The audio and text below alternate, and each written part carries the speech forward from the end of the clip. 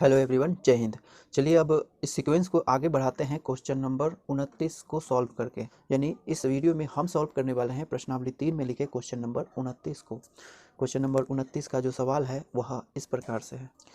इसमें लिखा है कि कोई ऊर्ध्वाधर मीनार 10 मीटर ऊंचे झंडे के खंभे की चोटी पर समकोण बनाती है।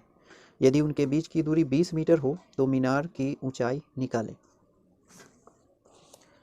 अर्थात इस प्रश्न में हमें बताया जा रहा है कि एक मीनार है जो 20 मीटर दूरी पर रखे एक 10 मीटर ऊंचे झंडे के खंभे पर समकोण बनाती है। इसे हम फिगर के थ्रू इस प्रकार से समझ सकते हैं। एक मीनार की बात की जा रही है तो इस प्रकार से एक मीनार बना लेंगे। इस तरीके से एक मीनार है, इसे हम कह देंगे A B. Minar A B है और इस मीनार की हमें ऊंचाई प्राप्त करनी है। तो इसकी ऊंचाई को हम यहाँ पर मान लेंगे क्या चीज़, इस प्रकार से मान लेते हैं कि ये इसकी ऊंचाई है h। ठीक, अब बताया जा रहा है कि इस मीनार से 20 मीटर की दूरी पर एक 10 मीटर झंडे का खंभा है। झंडे का खंभा कुछ इस प्रकार से है। झंडे का खंभा यहाँ पर हम इसे ड्रॉ कर लेंगे इस प्रकार से। ठीक, इस झंडे के खंभे को हम क्या मान लेते हैं, इसे P और C मान लेते हैं। ठीक, तो PC एक झंडे का खंभा है और इसकी ऊंचाई बताई जा रही है कितनी है, वो है 10 मीटर।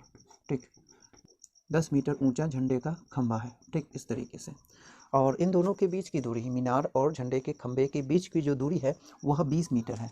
यानी ये जो झंडे का खंभा है वो मीनार से 20 मीटर की दूरी पर है। यानी इसे मिला देते हैं तो ये जो दूरी बन रही है वो है कितनी, वो है 20 मीटर। ठीक ना, यहाँ से यहाँ तक की जो दूरी है वो 20 मीटर है। ठीक, फिर आगे बताया जा रहा है कि ये जो मीनार है, इस झंडे के खंभे की जो चोटी है, ये चोटी है, इस चोटी पर यह मीनार समकोण बनाती है। तो समकोण किस प्रकार से, इस प्रकार से जब हम मिला देते हैं, इसकी चोटी को ऐसे मिला देते हैं।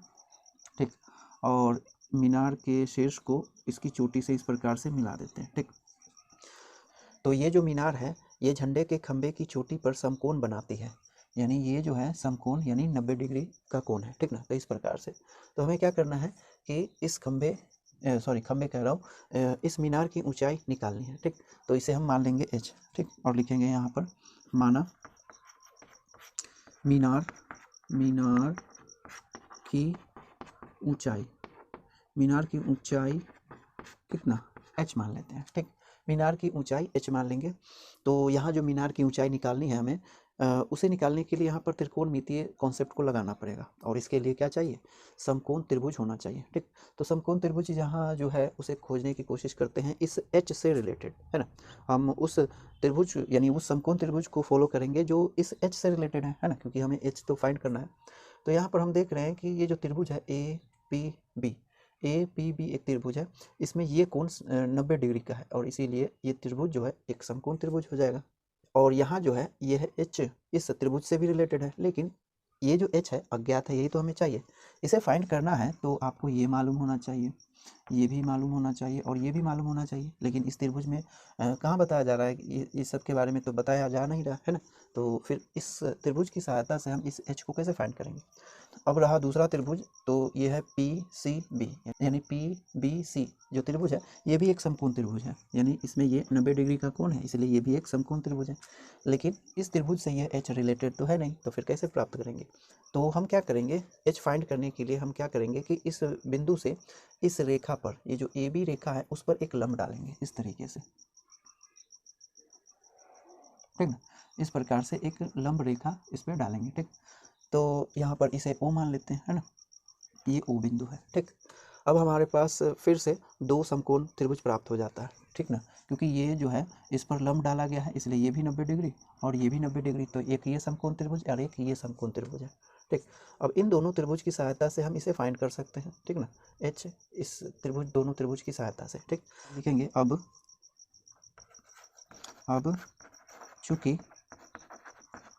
अब चूंकि ये जो PC है, ये PC की जो लंबाई है इतना और इतना, ये दोनों बराबर है, यानी PC बराबर OB इस प्रकार से। तो यहाँ PC की लंबाई है 10 मीटर, तो OB की लंबाई भी कितनी हो जाएगी, 10 मीटर। ठीक इसी प्रकार से ये और ये यानी OP और BC ये भी एक दूसरे के समांतर है ना। लिखेंगे तथा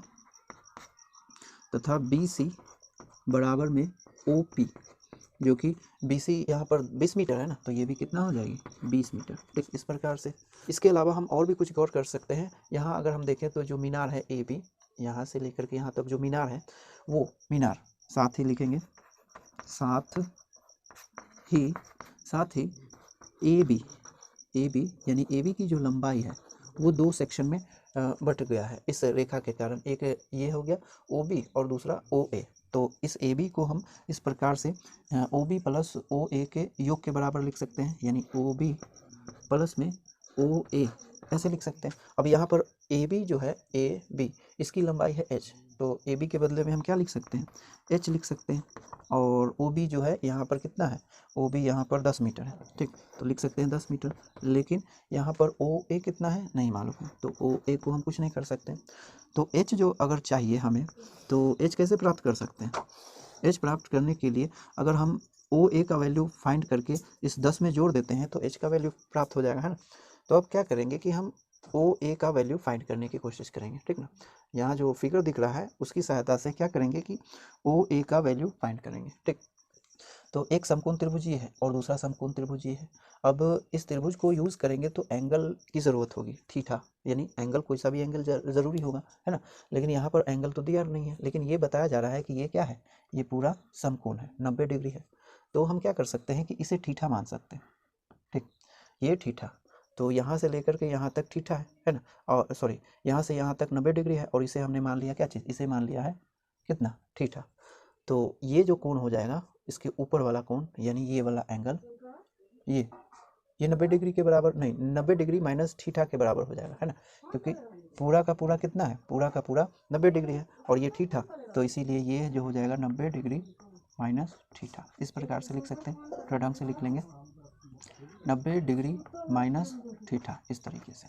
ठीक, तो यहाँ पर हमारा मेन मकसद क्या रहेगा, OA फाइंड करना। H चाहिए तो OA फाइंड करना में हमारा मेन मकसद हो जाएगा।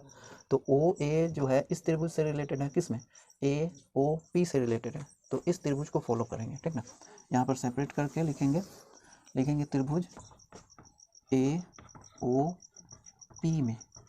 AOP में हम इस एंगल को यूज़ करेंगे, और इस एंगल के लिए ये यानी OA और इसे यूज़ कर सकते हैं। ठीक ना, तो ये लंब और ये आधार है। तो त्रिभुज AOP में tan 90 डिग्री माइनस थीटा लिख सकते हैं। tan 90 डिग्री माइनस थीटा के लिए जो अनुपात हो जाएगा वो AO और बट्टे OP लिख सकते हैं, इस प्रकार से। ठीक ना, यहाँ जो tan 90 डिग्री माइनस थीटा है और यहाँ थीटा उसका पूरा कोण है, तो इसके पूरा कोण के रिस्पेक्ट में अगर हम इसे चेंज करते हैं तो कैसे लिखना, क्या लिखना पड़ेगा, कॉट ऑफ थीटा, है ना, ये लिखना पड़ेगा। और OA तो हमें चाहिए ही, तो OA के बदले में OA, लेकिन यहाँ पर OP का वैल्यू मालूम है ना, OP यहाँ पर 20 मीटर है, तो लिख सकते हैं कितना, 20 मीटर, इस प्रकार से। अब हमें क्या चाहिए, OA का वैल्यू चाहिए, तो OA को बराबर करेंगे इसे क्रॉस मल्टीप्लाई करके। किस प्रकार से लिखेंगे, एक तरफ हो जाएगा OA और दूसरी तरफ 20 मीटर अब उन्हें कॉट थीटा, इस तरीके से लिख सकते हैं। तो यहाँ पर OA जो है वो 20 मीटर गुने कॉट थीटा के बराबर है, लेकिन हमें तो यहाँ पर OA का संख्यात्मक मान चाहिए ना, तो यहाँ कॉट थीटा का वैल्यू जब तक नहीं रखा जाए तब तक इसका संख्यात्मक मान कैसे प्राप्त होगा। तो अब हम क्या करेंगे कि कॉट थीटा का वैल्यू फाइंड करने की कोशिश करेंगे। ठीक ना, अब क्या कर सकते हैं कि इस थीटा से रिलेटेड इस त्रिभुज को फॉलो करेंगे, है ना, और कॉट थीटा का वैल्यू फाइंड करेंगे। ठीक, तो लिखेंगे अब त्रिभुज BOP में।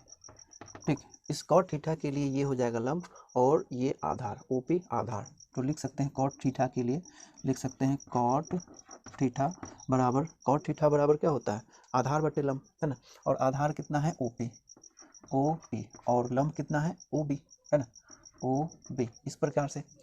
यहाँ पर OP का जो वैल्यू है वो कितना है, OP का वैल्यू देखें तो ये रहा 20 मीटर, तो लिख देंगे 20 मीटर, और OB का जो वैल्यू है 10 मीटर है, तो लिख देंगे 10 मीटर। इससे क्या होगा, ये और ये कैंसिल होगा, इसीलिए यहाँ पर कॉट थीटा का जो वैल्यू हो जाएगा वो कितना हो जाएगा, 2/1 यानी 2, है ना। कॉट थीटा का वैल्यू यहाँ पर 2 प्राप्त हो जाता है। ठीक, तो इसे मान लेंगे, नहीं लिखना भूल गया हूँ, यहाँ पर समीकरण 1 इसे कह देंगे। ठीक ना, इसे समीकरण 1 कह देंगे। ठीक, तो यहाँ पर लिखेंगे अब समीकरण एक ये है h बराबर 10 मीटर प्लस ओ ए है ना, तो लिखेंगे h बराबर 10 मीटर और प्लस में ओ ए, ऐसे लिखेंगे। ओ ए का वैल्यू यहाँ पर प्राप्त हो जाता है कितना, ये देखिए ओ ए का वैल्यू यहाँ से हम ले सकते हैं जो कि है कितना, ओ ए बराबर 20 मीटर गुने कॉट थीटा। तो यहाँ पर 10 मीटर के जगह पे 10 मीटर प्लस इसके बदले लिख सकते हैं 20 मीटर और गुने यहाँ कॉट थीटा है ना, गुने में कॉट थीटा है, लेकिन कॉट थीटा यहाँ पर कितना प्राप्त होता है 2, तो यहाँ पर लिख सकते हैं 2। ठीक, अब इसे सॉल्व किया जाए तो ये तो 10 मीटर है और प्लस 20 मीटर गुने 2 कितना हो जाएगा 40 मीटर, तो कुल मिलाकर के कितना हो गया 50 मीटर है ना। इसीलिए h का जो वैल्यू हो जाएगा यहाँ पर लिख लेंगे, लिखेंगे यहाँ h बराबर कितना 50 मीटर है ना। तो h का वैल्यू यहाँ पर कितना प्राप्त होता है 50 मीटर लिखेंगे अब। अतः